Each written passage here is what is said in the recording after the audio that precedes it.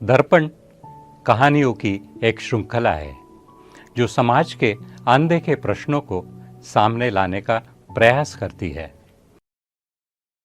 कहानी भोंदू खरगोश और आत्मनिर्भरता की खोज। एक समय की बात है, नर्मिका नामक गांव जंगल की गोद में बसा था। उपजाऊ जमीन, तालाब, औषधीय पेड़, हुनरमंद लोग, लेकिन गांव थका हुआ था। खेत पर ताले थे, युवाओं की आंखों में शहर की धुंध और हर घर में बाहर से लाया गया सामान। गांव की मिट्टी चुप थी, सूखी, उपेक्षित पर जिंदा। उसी गांव में रहता था भोंदू खरगोश, जो सीधा था लेकिन उसकी नजरें गहराई तक देखती थी।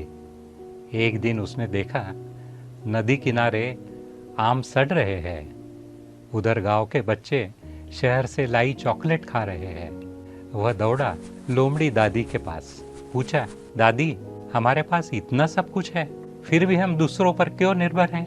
लोमड़ी दादी बोली, क्योंकि हमने सृजनात्मक सोच खो दी है। संसाधन है, लेकिन उनके साथ रिश्ता टूट गया है।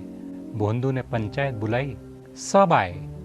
किसान भालू, बुनकर बंदर, गोठे वाली बकरी बुआ, बेरोजगार ऊंट।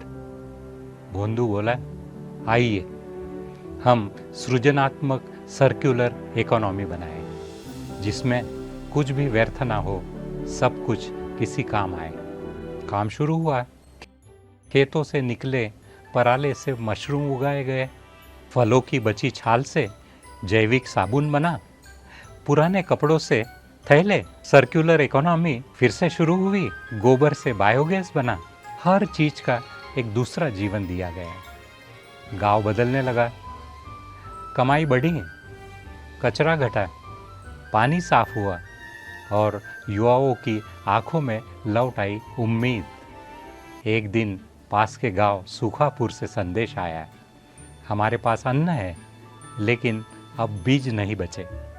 नर्मिका वालों ने अपने बीज साझा किए। कुछ हफ्तों में सूखापुर से औषधीय पौधों की टोकरी उपहार में आई।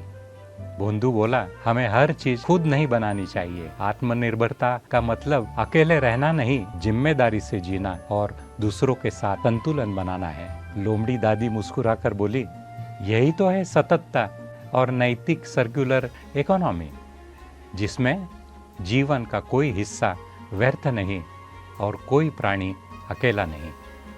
शाम को भोंदू तालाब किनारे बैठा मिट्टी से बोला, मैंने तुम्हें थामा है, अब तुम हमें थाम लो। मिट्टी बोली, जब तुम मुझे समझते हो, मैं फिर से उगती हूँ। सच्ची आत्मनिर्भरता वह है जो मिट्टी से मोहब्बत, संसाधनों से सृजन और समाज से सहयोग के धागों से बुनी जाती है, जहाँ हर अंत एक नई शुरुआत बन जाता है।